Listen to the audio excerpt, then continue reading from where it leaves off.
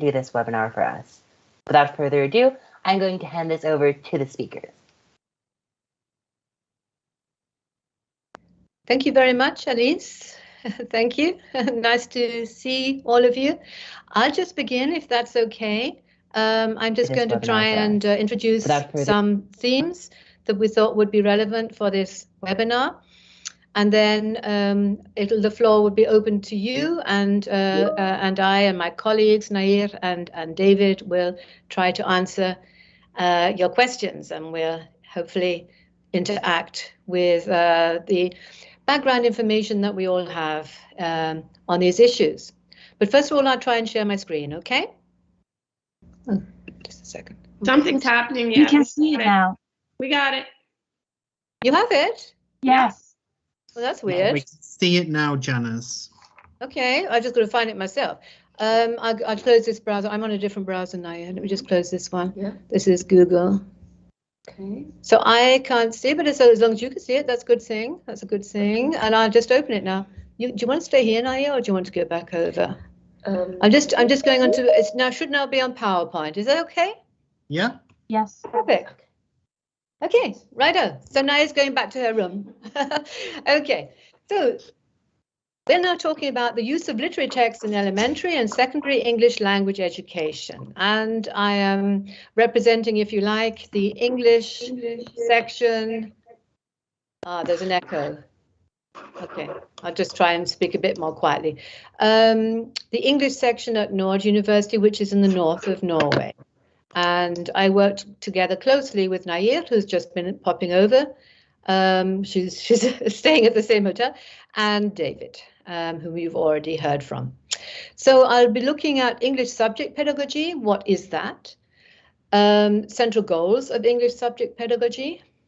Why we in our English section at Nord University recommend using children's literature in language teacher education, and of course also in language teaching in school.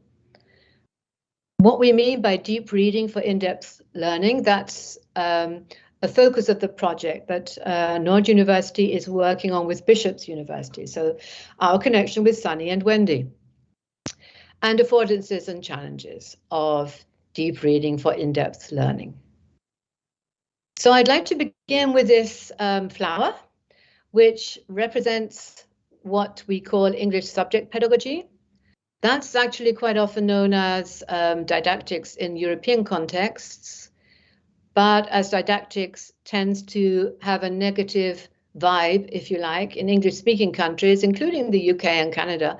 So we don't tend to call it didactics, English didactics, but rather subject pedagogy. And I apologize for my British pronunciation. I'm not quite sure you don't pronounce it like that. But we draw on a number of research areas, including applied linguistics, so moving around the clock, if you see this flower as the clock, literary studies, cultural studies, education studies, and teaching methodology all come into our teaching in English subject pedagogy, which means it's a very rich subject, which we thoroughly enjoy teaching at university level to our student teachers. But there's a great deal involved, and that's we're always under time pressure. I'm sure all of my colleagues in academia will understand what I'm trying to say here. We have a lot to try and put across, and we don't really feel we have enough time for it because the students have to learn so much when they're becoming teachers. So just some quotations from Norway and from Finland, that this area, English subject pedagogy, or as it's called in Norwegian, engelsk fagdidaktikk, is a fairly new discipline. It's growing in the Nordic countries, but it's actually already well known in Germany, where I've also worked for very many years. Then a few definitions. Again, these are Norwegians. Research, Rindel and Breivik say it's all about research, theory and applications relevant for English as a school subject. And it's multifaceted, as Joburg says. It requires multidisciplinary expertise. So although it's education, which in some context people tend to look down on. That's not the case at all. From our perspective, we are more expertise is required from us, and I'm afraid we require the students also to read very broadly to be able to bring all of these perspectives into their teaching. So, what are the central goals of English language education? I am not talking internationally here, clearly, but I'm talking really more on the central goals in the European countries, where English is sometimes seen as a foreign language, in countries maybe like Italy, for example, or Poland, but in some countries where there is a great deal of expertise already among school children, because there is a great deal of out-of-school English. In some countries, English is almost a second language, or even sometimes even the preferred language. I'm just going to turn down my volume slightly because I can hear a lot of clicks coming in, and I think it might be disturbing you. Can you still hear me okay? I can't see you, but just let me know. Yeah, Fine. It's fine. Okay. So, the subject-specific learning goals we're all familiar with, the oral and aural, or oral and oral, however you like to pronounce it, because these words are very similar. The skills are speaking and listening, also writing, of course, then language awareness, focus on form. That's not the same as traditional grammar teaching. So focus on form may be very explicit, but it may be more implicit in the teaching. Then reading, reflecting, recreating text, multiple literacy. So multiple literacy would be including areas like critical literacy, visual literacy, information literacy. It's a very wide area. And intercultural competence. So in countries like Germany and Norway, these are subject-specific learning goals. They are in the curriculum for English. The wider goals that lead to in-depth learning are generally also acknowledged in countries where English is not only the target of learning, of teaching and learning, but also it's a medium. So we're learning about content. It's content-based learning. In Norway, we have certain areas that should be taught across the curriculum, and this works beautifully in English too. Health and life skills, for example, democracy and citizenship, cross-curricular topics, global issues, critical thinking. This should come into all our teaching, but it actually works extremely well in English, when English is the medium and not only the subject of teaching. In-depth learning and metacognition. And you probably won't be terribly surprised for me to mention that with children's literature, you can actually cover all of these areas if you are very well informed on the different kinds of literary texts that you can take into the classroom. So why include children's literature in teacher education?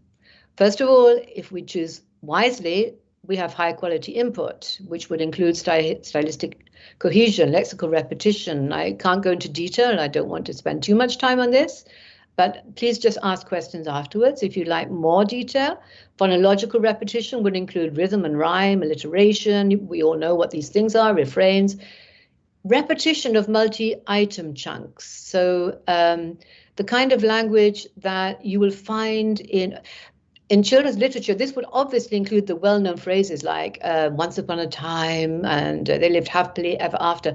But actually about 60% of our language is built up of multi-item chunks. We don't think of words one by one. We think of words in collections of words that seem to belong together. So that phrase, words that seem to belong together, I've probably said it 1,000 times already in my life. I don't think of them as single words anymore. It's just a multi-item chunk. Opportunities for retellings with children's literature, whether it's primary school and telling stories, or secondary school, talking about books that your secondary school students have read. Let's take the Hunger Games. I heard we mentioned that briefly this morning. They will not only, some of the students will perhaps read the books at home. You might read one of the books in school and then they watch the films, they talk about it, there's fan fiction, loads of opportunities for retellings, which provides the repetition that we need in language education. comprehension support. That's particularly well offered through, for example, picture books, graphic novels with all the wonderful pictures, but also the fact that story, narrative, is extremely motivating for our students. And then, of course, genuine interpersonal communication. It's actually a little bit more exciting to talk about, for example, Gail or Peter in the Hunger Games. You know, which one would you like as your partner? It's slightly more exciting than to talk about, I don't know, an advert for face cream or something, whatever teachers bring into the classroom that is a part of it, that is included in the course books that they use. Typographic experimentation, that's when different fonts, the pages look exciting because the creators of these texts make the pages and all the way the lettering is used look very exciting. It's a part of the visual presentation of the text. Very much like children's own creative writing. And indeed, with children's literature, the teacher can choose texts which suit the class, and that is much more difficult with coursebook teaching. Intercultural learning, because we change perspective when we enter different story worlds, we see different, we see through the windows into different cultures, for example, or even different cultural groups. So even within your own country, different cultural groups. Reading an English language text setting in Canada will still help change perspective when we see how different children and students in different regions, how they live and how they work. And connections across children's multiple languages, literacy development generally, and language teachers can also learn through children's literature. So moving on to deep reading, this is a framework that I've used. I've started using it in my teaching, but it's actually fairly new for me, and it's in the book that that is coming out later this year. And I have looked at different levels to give the student teachers ideas how they can work with texts. Puzzle and explore is a way of, first of all, looking at the different formats and the genre, for example, looking at the rhetorical devices in the text, exploring the use of language. Activate and investigate is we need to activate students' prior knowledge in any work that they are looking at. They know something, and it's really important to bring this, their out-of-school experience, into the classroom. Related world events, sharing ideas and on the characterization, because actually these days it's character driven, it's not plot driven. It's the character is the most important aspect of narrative texts, especially in the 20th and 21st centuries. And we're talking about recent texts because these are the ones that students generally are able to engage with. And after all, they are learning language. Then there are so many wonderful works of children's and young adult literature these days. Critically engage, we need to create a safe classroom climate, but we also want to see where the author has left gaps, ambiguities that we can reflect on. Maybe we may also want to read against the text when we see that the author is coming from a certain ideological background, which is different to our ideological background. We all have an ideological background. We need to see our own, the authors. We need to try and see who the author is trying to influence as well, so that we can be aware of when we are being influenced by the narratives we read. That's actually works very well when you compare, coming back to the Hunger Games as an example, when you compare the literary text with the film, because in more ideological influence than in the literary text. Just for example, whether the heroes are more black or more white, you don't even know this, particularly in the literary text. It's not an important part of the narrative. It's very clear in the film. So potentially reading against the text, and that would include films, that would include YouTube stories, for example. That could, the texts don't have to be only print-based. And experimenting with creative response, hands-on text, changing the ending, drama, creating something performative out of the text, for example. So in our project, we're going to work on this framework, but we're going to make it more interactive. They're always in that numerical order, but they actually work and interweave the different levels. So that's what we're working on in our project.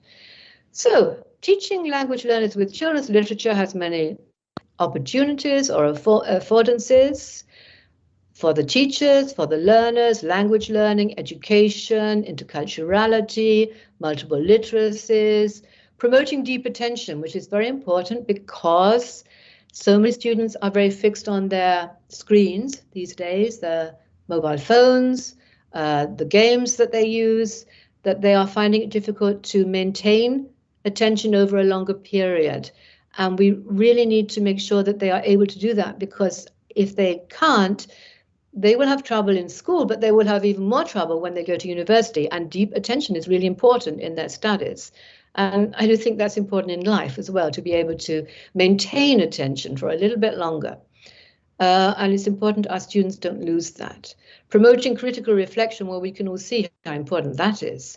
It's becoming ever more important. The challenges are too few fact didactic researchers. People like myself, Nayr, and David. In many countries, there just are not enough of us. Those who really know the subject and how to teach the subject in primary and secondary schools. Little understanding of children's literature, even amongst the literature scholars, because they tend to look down on children's literature, when in fact it's incredibly rich. There are many prize-winning canonical examples of children's literature that literature scholars just don't know. Applied linguists, who sometimes dominate the teacher education courses, don't really understand children's literature as a rule. So these are real issues. Insufficient expertise in teacher education, maybe the uncritical widespread use of course books, which of course don't help this change of perspective to the same extent, because they are written by a limited group of creators of the course books, whereas with children's literature, you can take literary works from all around the world to bring in many different stances, ideological stances. The non-pedagogical use of technology, I just touched upon that when I mentioned the importance of deep attention amongst teachers and learners, promoting this, which I think works better with literary texts, narrative. And we need to help teachers. We need to give them confidence to use books, and many teachers lack that support. Okay, so I do find it's an uphill struggle sometimes. There's so much to do, so little time to do it. We need to help teachers to be able to make effective use of children's literature. They need in-depth guidance in extending their own literary competence, their own visual literacy, critical literacy, and response to multimodal texts. Because they need that, first of all, so that they can actually then support the young learners, scaffold them, and the teenagers, the adolescents, and reformulate their responses to the pictures, to the films, to the narratives, the chapter books, the picture books, the graphic novels and the verse novels that the students are reading. So here are my references, and now it's over to you to ask questions. Thank you very much. Oh, sorry, before I leave, I have to just mention the Cleely Journal, because we're just right now working on the next issue. This is a screen of the May issue 2021. The November issue is also online, 2021, open access. And there will be a new issue for May 2022 very soon. So I thought I'd just mention it. It's the last screen here. But this is all online. You can just go and browse and have a look for yourselves. Thank you very much. Thank you, Janice. And we have a question here from Amy. No, I lost the question. Yes, Amy. So Amy says she's looking for effective tools for maximize the use of children's literature in the ESL classroom. Which you suggest any?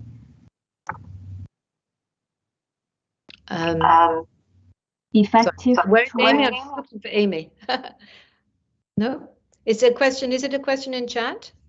Yeah, in the chat. Okay. Amy, if you're here, you can Okay. unmute your mic. You can also ask the question yourself if you like. That would be lovely. I'm just looking for your question, Amy. I can't immediately find it, which is strange. Could you read it again, please? Okay, so she says, I'm looking for effective tools to maximize the use of children's literature in the ESL classroom. Effective tools, right. That's actually exactly what Sani and Wendy and Nayr and David, exactly what we're working on in the project, isn't it? To that framework. Yeah. Effective tools. I think what Amy means is she would like help to know where to begin, how to create interest in a text, perhaps, maybe even how to choose a text, because actually that's the first thing you need to do, to find a text that will really work with that particular group and that particular, according to the different language levels, because obviously no two groups are alike. That's the first thing, and then to raise interest in the text. It's a huge question with probably an answer that would take 5 volumes to actually answer in real depth.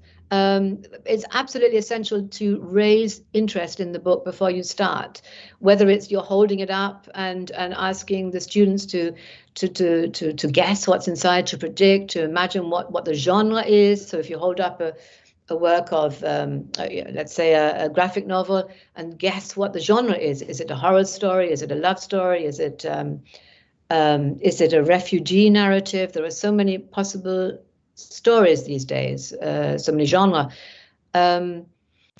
It's very difficult to give a clear answer when there are so many different ways of doing this. Maybe Nayr would like to come in, or David? Can I just say something? I think sometimes we forget the book itself, because the book itself is a tool. And I think we need to start with that tool. And I'm just thinking of picture books, more, more specifically, that have all the, that have the illustrations and, the front covers and the back cover and the title page and the end papers, all of those elements, all those you could call design elements of a book, are already tools that you can use to start getting the children or the students to predict the themes, to predict the story. So I think, so yeah, tools, I mean, tools are vast, I agree with Janice. It would take, there's loads of ways of even understanding the term tools. But, I think start with the book itself as a tool for, teaching children.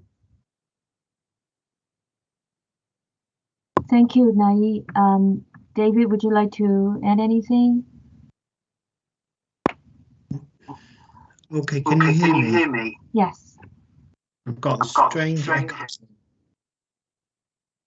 There's an echo. Hold on. Yes. Is that any better? Yeah, okay.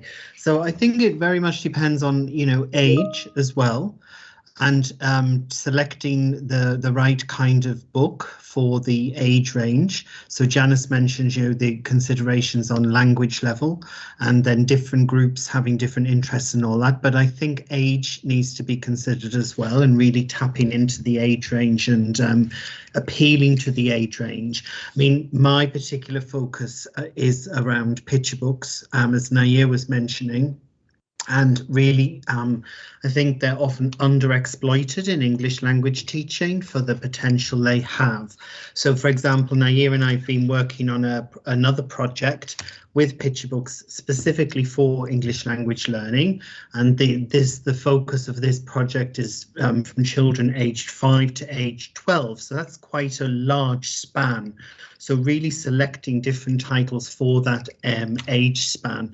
And for example, Janice was mentioning, I don't know if you can see that, but refugee story. So this is the suitcase, the day war came. Those are just two examples. Another one, with environmental theme, Indigenous rights. We are water protectors. That's another one. So in our project, in our other project, we've been working on helping teachers create materials for English language learning connected to picture books, particularly for intercultural learning, and developing teaching packs around that, both for intercultural learning and for civic action. So another thing to think about when you're thinking of tools is age, and also the goals. What are your wider educational goals? And then, as Janice was saying, that connects to selection.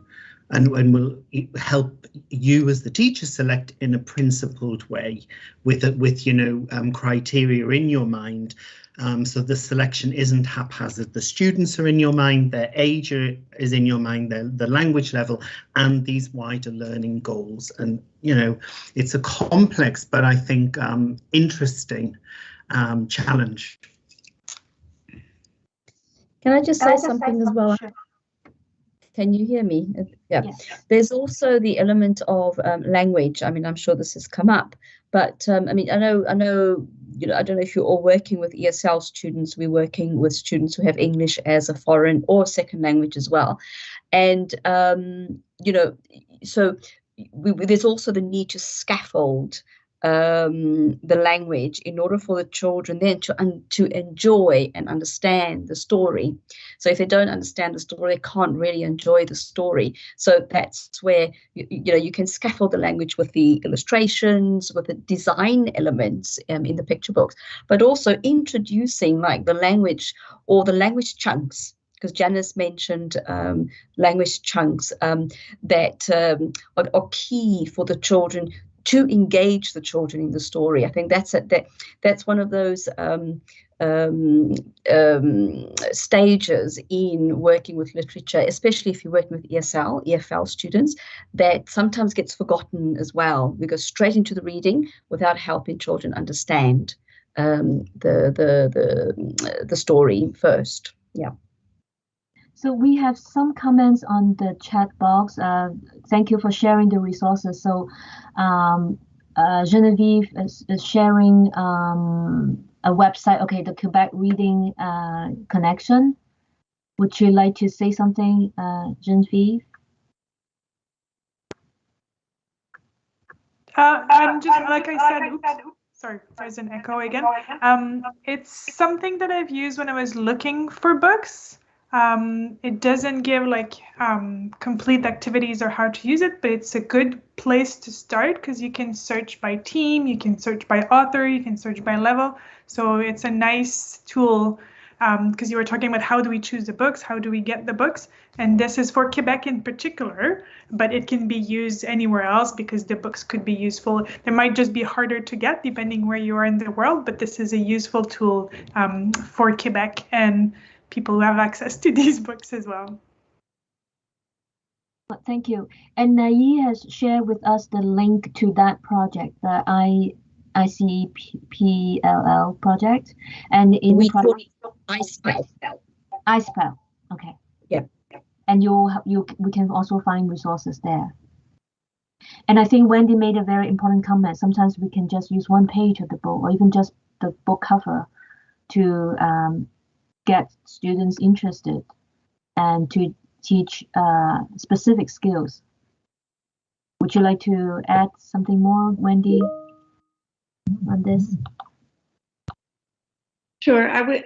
I just have sometimes found, and not necessarily with second language learners, but I think it would work the same, is giving them a page and even a couple different pages in small groups, if you can, photocopy just a couple pages of the book, to get them started to talk about it. And then the vocabulary they don't know, like if they're looking at something and they notice something and they don't know the word for it, then you can provide for them that scaffolding that Nayr was talking about, provide for them some of the words so they can talk together about what they're seeing and what they think it means, what they think the story might be about.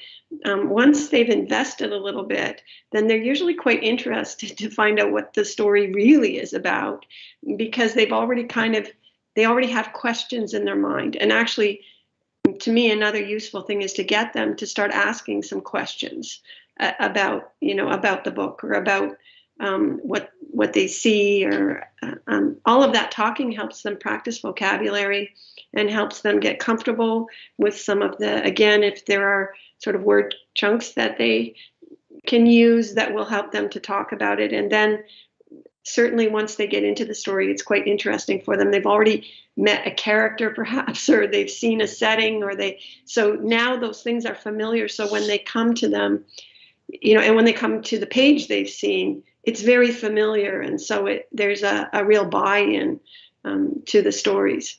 And sometimes I even actually have them try and tell the story just from a couple of pages and what they think might be happening. And then again, they're very fascinated as to how close they are to what happens in the story. But I think, again, certainly building interest in the book before they start makes a huge difference. David shared a website on resources in picture books, for picture books in English language education. Thank you for sharing. Would you like to add something about the website, David? Useful. Oh, I've got an echo again. Is that any better? Okay, so it's a real treasure trove. It's very, very rich, from 4 colleagues in different contexts in Europe, different countries, who are very passionate about using picture books for English language education specifically. And there's a lot of resources on there, both practical and more academic or theoretical. During the various lockdowns, they developed a series of lessons, very flexible lessons, for use for teaching online. So, when teachers had to, teach online, but it was how can we still use picture books, which is something such a tangible in-classroom physical experience. How can we try to recreate and capture that kind of engagement and magic in the virtual format? It was quite interesting the way the team developed a series of lessons around picture books and doing read alouds online. And I think it's something you want the physical interaction with the book, but online teaching, I think, in the future will become part of our repertoires. And so I think those would be worth looking at as well, the e-lessons on that website, and thinking about the fact that we can use books in a virtual mode as well. And it's I think just a useful addition to consider. I just clicked on it and saw amazing resources there. Thank you for sharing. Do we have other questions?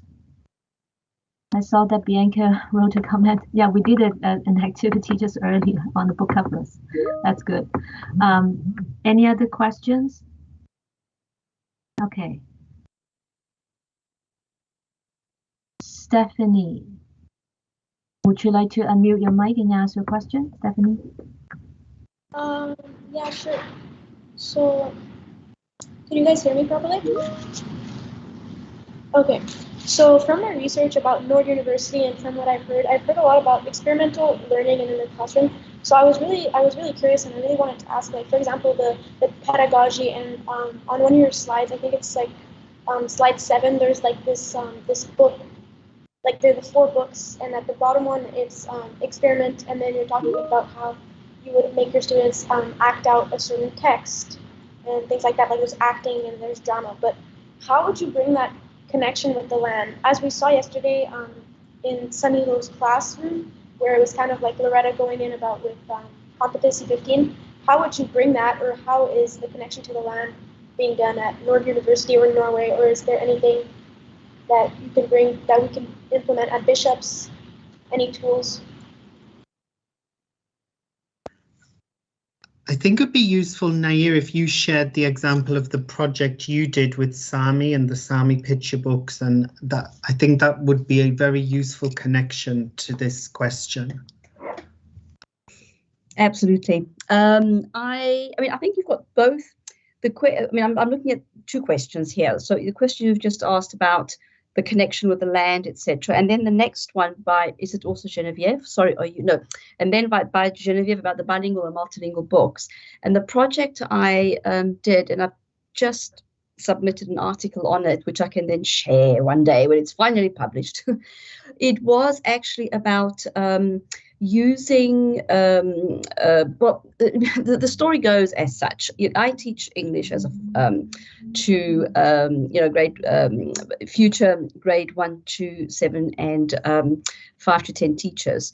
But it's very much English, and in Norway we also have the whole all the indigenous cultures, especially the Sami culture, which is protected by law, and Nord University has national responsibility for supporting the teaching of Lula and South Sami in Norway. So that's their responsibility. However, the English section was always very much outside of it. And last year, they actually asked all the different subjects to include a Sami focus or Sami perspective into their teaching. So I thought, oh, well, that's interesting. How would I do that? And I went with picture books. So I went with a bilingual North Sami Norwegian picture book in the English language classroom, which means we were actually doing a trilingual. We were working trilingually around this picture book. And so we were doing basically three things. Looking at the book, the picture book had a theme, which was very obvious, a theme, an environmental theme, plastic in the sea, basically looking at plastic in the sea and how you could reduce the use of plastic. But there was also there was the indigenous perspective, and then there was also the translanguaging perspective. So you actually can use a picture book to have, so part of the work was introducing my students to plurilingual practices, so translanguaging, comparing, looking for cognates, looking for understanding words in context, etc. And then, but at the same time, they also went off and did some research on indigenous cultures and the land issues that they have with the local government. So we're talking about Sami and the fisheries and fishing issues that they have in Norway and Sweden. We're looking at the Dakota pipelines in North America, and we were looking at the Maori cultures in New Zealand. So the students went away and did research on that. So that whole project was actually quite an interesting. It was interesting for my students because this is Norway. None of them were Sami. None of them had like a Sami background. But through the picture book, they were actually looking at not just the Sami, not just indigenous cultures issues across the world. So there was also a global perspective to it, but also looking at the translanguaging aspect in English language teaching. So I think picture books, and the picture, one of the comments my students made, because then I asked them, they filled out a questionnaire, was I didn't know that you could use a Norwegian North Sami picture book in an English classroom, but now I know I can do that. So it's bringing in those different perspectives through picture. So literature is such a wonderful resource to work with at so many different levels. This was not only linguistic, but it was also multilingual. It was also social justice. You're looking at environmental issues. Just one small book. I'm actually going to find my PowerPoint, and I'll just show you the cover of the book, just so you can see what it looks like. And so, I mean, if you have any other questions, carry on, and then I'll show you my PowerPoint. But that's just one example. And yes, I think David has just sent a blog. My colleague and I, we wrote a very short blog about the project. So if you want to read it, you're very welcome. Thank you. It's an amazing project. Yeah.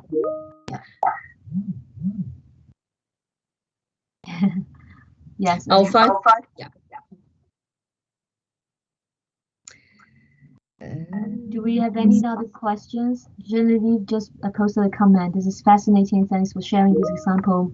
Most provinces in Canada, but not in Quebec yet, included Indigenous content and perspectives in the K-12 curriculum. Yes, we would love to read your article. Can I share my slide very quickly? Yes. Just so then like that we can move on to other questions. Windows, and here it is. There it is. Can you see it? Let me just full screen. So full screen, no, yes. There we go. So this is the book, Arbeid Plastikat, Northern Sami, and Plasten I Havet, that's Norwegian. And basically I was looking at this through a language conscious approach. So actually bringing out, having a specific focus on different languages. Now, none of my students, and myself, we don't know Northern Sami, but it was really interesting to look at the morphosyntactic elements and compare it with the Norwegian, and then look at the English equivalent, because the students were actually able to identify things like how you actually create the plural in Northern Sami. So they're able to identify these little grammatical elements, looking at the positioning of Indigenous voices in today's society globally, and also forging connections with other Indigenous lives across borders, etc. So yeah, so that this is basically what we looked at. There we go. So now I need to stop sharing. Thank you for sharing this project. Wonderful. Okay. Do we have any other questions? Or people can unmute the mic and raise the question also. I have stopped sharing, right? Not yet. You're still sharing. Stop sharing. Why haven't I not stopped? Just click the Nayr. If you just click the share button again, it usually stops sharing. There we go.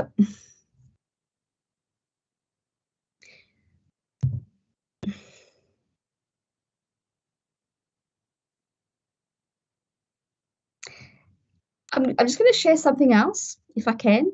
Yeah, very quickly. And that is something that I've also picked up from Janice, which was the concept of text ensemble. I don't know if you've come across that.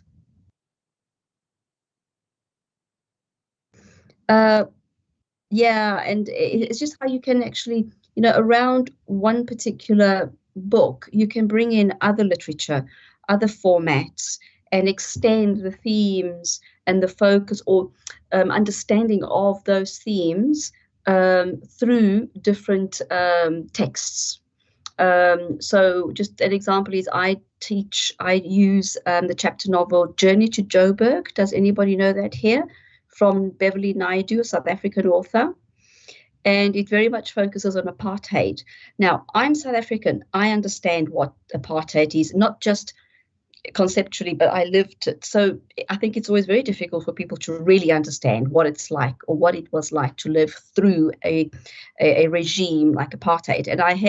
And the text ensemble idea brings in different texts. It brings in poetry. For example, I bring in songs that were, I don't know if this is obviously showing my age here, but we had the song that came out called Gimme Hope, Joanna. I don't know if you remember that. Give Me Hope, Joanna. Yeah, it was, what I can't remember what was his name. Anyway, that was banned in South Africa because it was against apartheid. So I bring in that song. So we look at all the poetry, picture books that also look at, We Troubled the Waters. Do you know that picture book? It's American, and it looks at the civil rights movement. So I compare the situation in South Africa with the civil rights movement through that picture book. So the teachers are looking at various different texts to understand, first of all, the theme of discrimination, and then also to understand apartheid a little better. So that's just another one that I thought I'd share, the idea of text ensemble, which I think works really just to extend the theme and to take the students further beyond the actual book that they're working on. And actually, that's exactly how students work these days. So we're talking about elementary students, secondary students. They don't read single text so much anymore because they tend to click from text to text when they're reading online. And so they're used to that. And actually, I think it's fantastic because that gives the opportunity for different perspectives. And so they're not influenced from any one ideological perspective, but different voices are brought into the classroom. So I think that's very important, and that's how we read these days. I think we all do it a little bit more these days.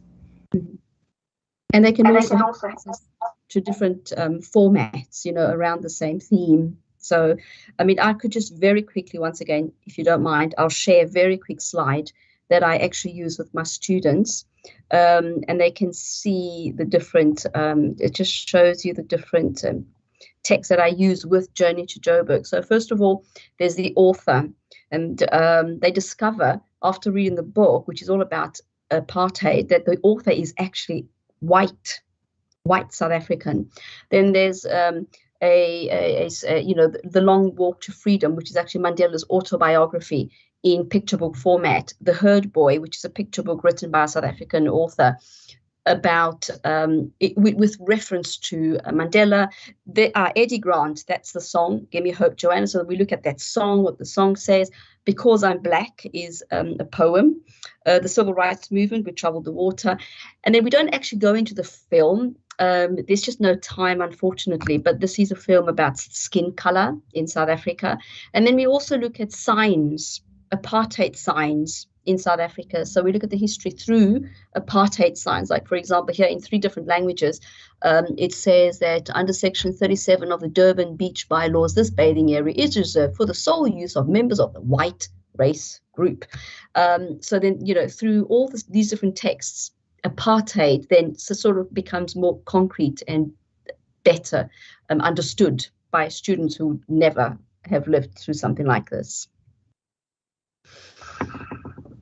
That is a fantastic idea.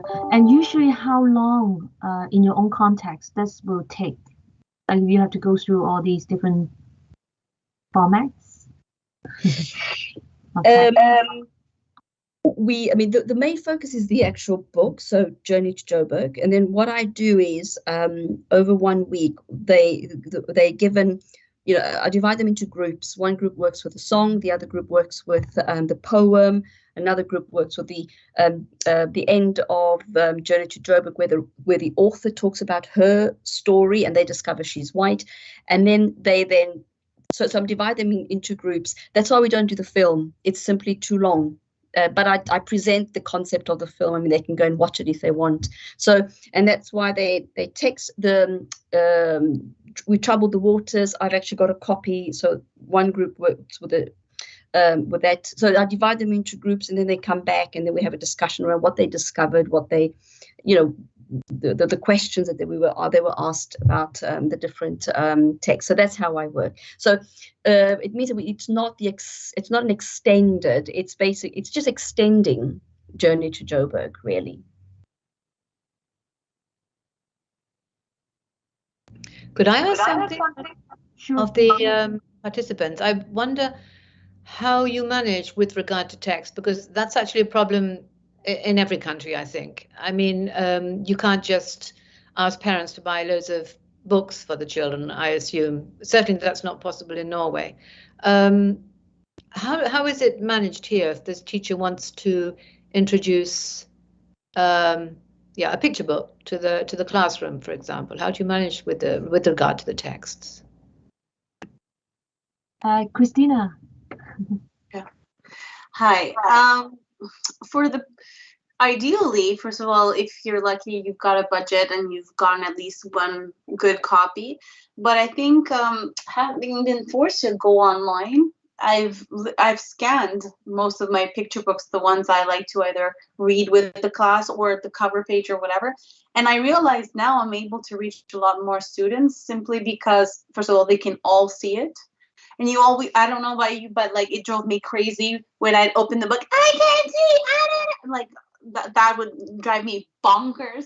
And so by scanning it visually, it's accessible to a lot more people, and you notice a lot more things. So without having to read out loud or say anything, that's one way around it. And the fact is, a picture book is much smaller than a novel or anything like that. So it's easy to cover within one class or period of time. Yes, so that's how I would do that. And I wish I could do that with more books, but there's nothing like having a kid loving a book and then picking it up and flipping through it at their own pace. And that's where I struggle, especially with picture books. I do want to have all of them to have a copy, but then depending on the theme that we're working on, like I would have a giant library, which is not possible. So I'd like to have maybe 5 or 6 on hand. And I like that group idea, because not everybody will want to read them, but they should be available to some degree. And if you go by, you can justify that theme and work with cross-curricular, with other teachers and say, well, and get some budget that way. That's my way around it. Thank you, Christina. Veronique, would you like to share? I know you're also an ESL teacher, right? Yes, I'm aware that probably a lot of you know, but anyways, I use Getty Pick. It's really practical. It's really convenient, especially when you have to be confined at home, that you're in quarantine. So we used it in January, and I was using it during at first during the pandemic as well. So what's interesting is it's free for teachers and students from 7 to 3 in the afternoon. You can use it in the classroom, and you can also, children can have access to it. It's free during those times. And if parents want, they can purchase a special subscription to have access to it at home. And you have, they have more and more books available, and it's interesting to explore literature and different topics also. So, yeah. So there, I can leave the link if you want to have a peek. That's yes, good. please. Thank you. All right. I think we might have time for one more question. Amy says a document camera allows you to project illustrations on the smartboard. Yeah. Or the screen. But just as one person did, one of the participants did mention, we do have to make sure children pick up books, smell books, touch books, flick backwards and forwards, fall in love with books. So we can't just completely erase because they will lose a great deal. They won't have anything to go back to, memories of their childhood. I mean, there'll be nothing because it's all virtual. I do think that's a huge problem. I do agree we're going to have to use screens more. We have to watch books being read aloud on screens because we can't have so many books in the classroom. But we must have some books that the children can go and touch and fall in love with, because we will lose a great deal otherwise, I'm afraid. Embodied learning. Touching is a part, and smelling is all the senses are a part of learning. Wendy wants to come in. Well, I was just going to say, I'm wondering, I know in Eastern Township School Board, we had a central library of books that teachers could borrow for a certain length of time. And we had some topic kind of boxes. And I'm just wondering if other school boards have something similar. Like, do you have access to books centrally? Because sometimes you can get your school board to purchase books for the board that then can be borrowed around. I think that's a worthwhile. It means that, even if they get 5 copies of books that teachers want to use, and then you can share them around by just asking the school board to ship them out to the school, that would be a wise use of resources. And if teachers ask, you might be able to get the school boards to actually do that kind of thing for you. Also, if you're a member of ATEC, and I don't know if you can be, I mean, I'm assuming for it, that's English Teacher. What is Association of Teachers of English of Quebec. They have book trunks that they lend out too. So ATEC is free membership. You also have SPEC, or is that teachers? I think that's the TESOL kind of organization. That's a provincial Association of Teachers who teach English as a second language. And I don't know what I mean, I know that organization exists because I've spoken at a conference for them at one point, but I don't know if they have resources. But again, it would be worth checking some of those places to have access, because books are expensive for sure, and picture books especially, but they're really worth having, and many of them are very timeless, so they can be used for quite a few years. And you will maybe only use it once during a year. And if you teach the same students, you know, you're only going to use it, you can't use it with the same, well, you can revisit books for different reasons too. There's nothing wrong with second readings of books. When students are a little older, they'll notice more and they'll get more out of a story. But, you know, being able to share resources is going to mean money goes further for those resources. And I think if you put a little pressure on your school board, or if you're in a really big school, on the school to buy books that you can share around, that makes it worthwhile. I see Mohammed's hand is up. Yeah. Can you hear me? Yeah, I hope, Dr. Sani, we have time to ask a question, because you said it's the last question, so it's fine.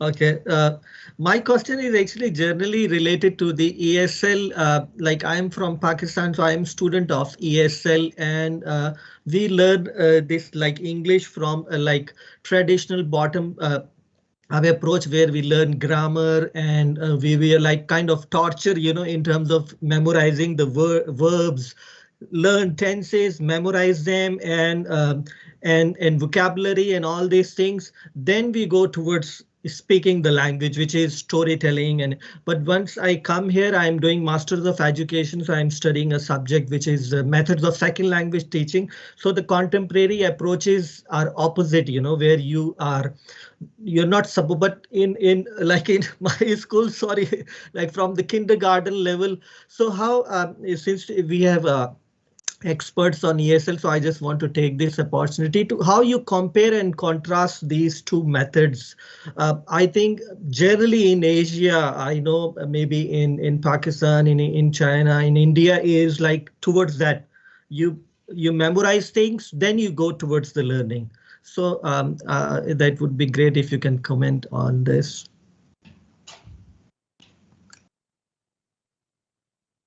Shall I come in here? And then I'm sure Nayr and David will come in too.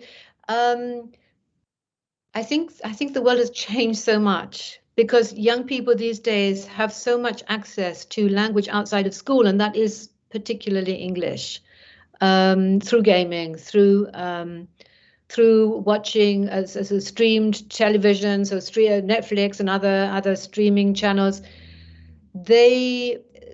By the time the teacher notices that they are, you know, actually understanding a great deal, they just don't need grammar anymore. Maybe it's good to have a focus on form. It is good. I mean, usually they do need to be able to understand, so that they can actually edit their writing, for example, that an adverb can it describes verbs, but it can also describe adjectives. They do often need that, but they don't need it in the way that you are explaining. So first grammar, then learning to communicate. You need language first, because the grammar doesn't mean anything, especially to younger students. It doesn't mean anything unless they can put it into perspective, unless they have a certain amount of language already through listening, huge amount of listening. Ideally also reading, extensive reading, which has this huge amounts of research to show how effective that is. And then it makes sense they can put the grammar into perspective. They can use it, but not grammar first and then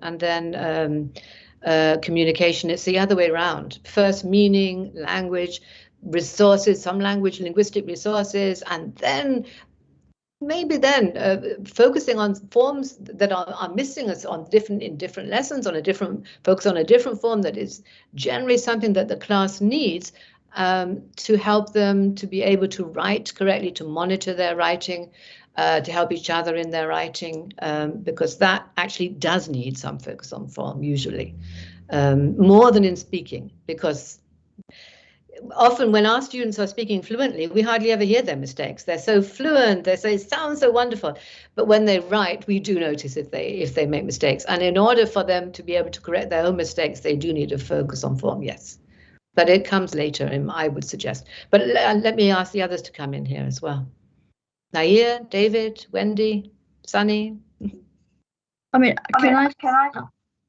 I think there is I mean, these are different educational cultures, basically, that we're talking about.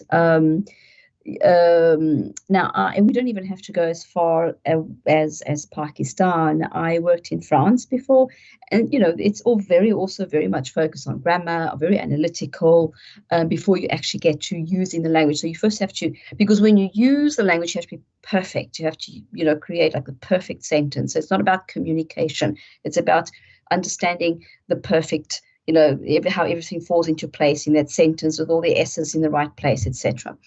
So I think it's true. And even then, I mean, I was working I worked in France for a very long time, and I was having to explain to the parents why my teachers were telling them that we don't teach grammar. They didn't understand that. Because grammar is that those are the building blocks of language. You can't deny that. Language has a structure, it has a system, and so different educational cultures, one focus too much on that system, and the other one doesn't want to focus on that at all because they want to focus on meaning, on communication. Ideally, it would be bringing the two together, actually. That's the ideal scenario, is how can you actually help focus on grammar for meaning, for meaningful communication, and not just grammar for the sake of grammar. And I think, Sunny, you were explaining how you were actually trying to do that with bringing the two together. That sounded like a really good idea. I don't know if you want to say something there. Well, maybe just one comment. I think both of you have explained it really well. I think because language is for communication, it's for meaning making. And so it has to mean something to the students, and it has to have some effect, like you use it for something to achieve some social purpose. And so when they can achieve that, then they understand. There's the understanding, but there's also the understanding of the form itself. The mastery has to go through that kind of an action, like you have to enact it in real situation. It's no use just repeating, okay, what is present tense, repeating to you the rules, and not being able to use it in a meaningful way. So it has to go together, and it has to be contextualized in a meaningful way. Wendy, is that Wendy? Wendy, you share the link.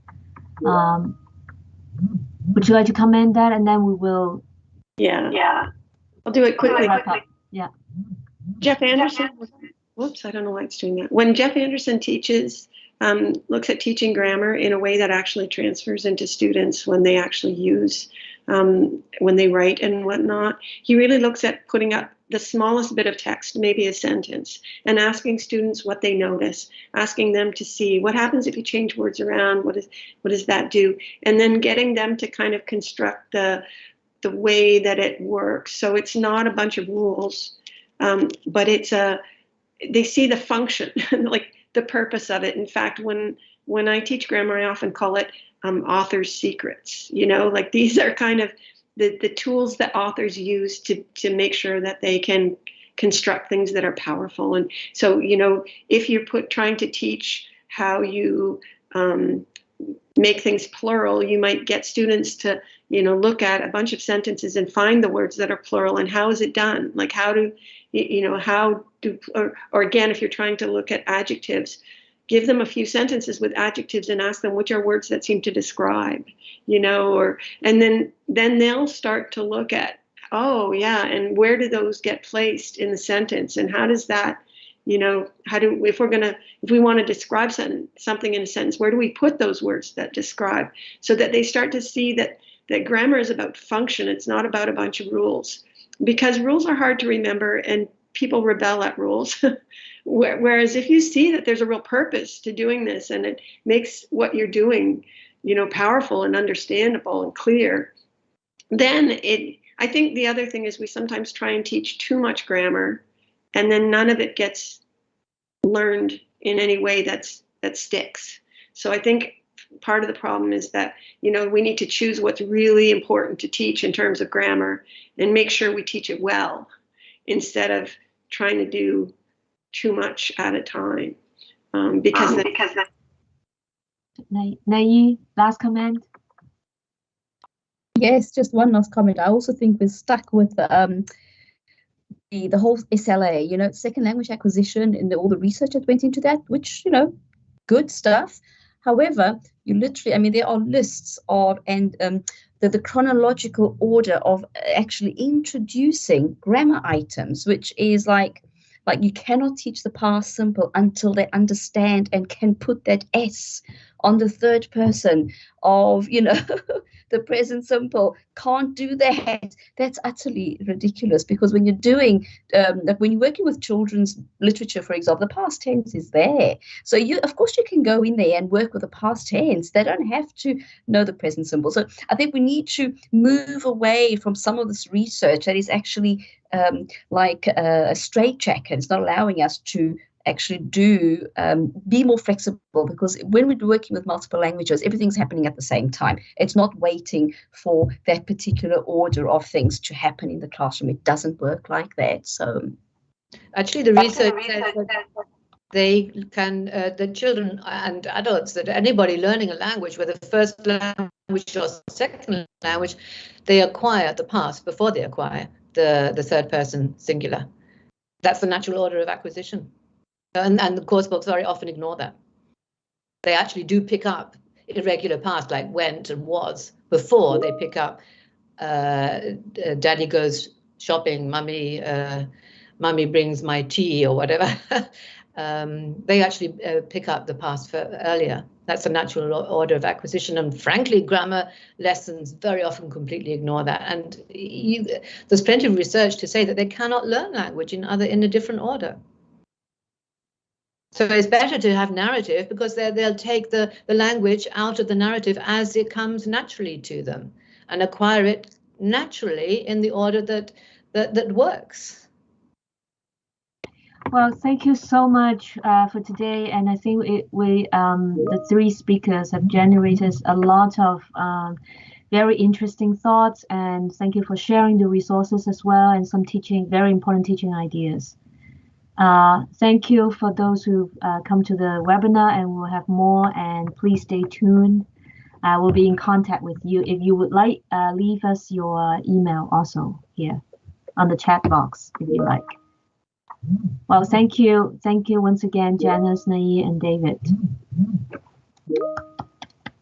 Bye-bye. Bye-bye.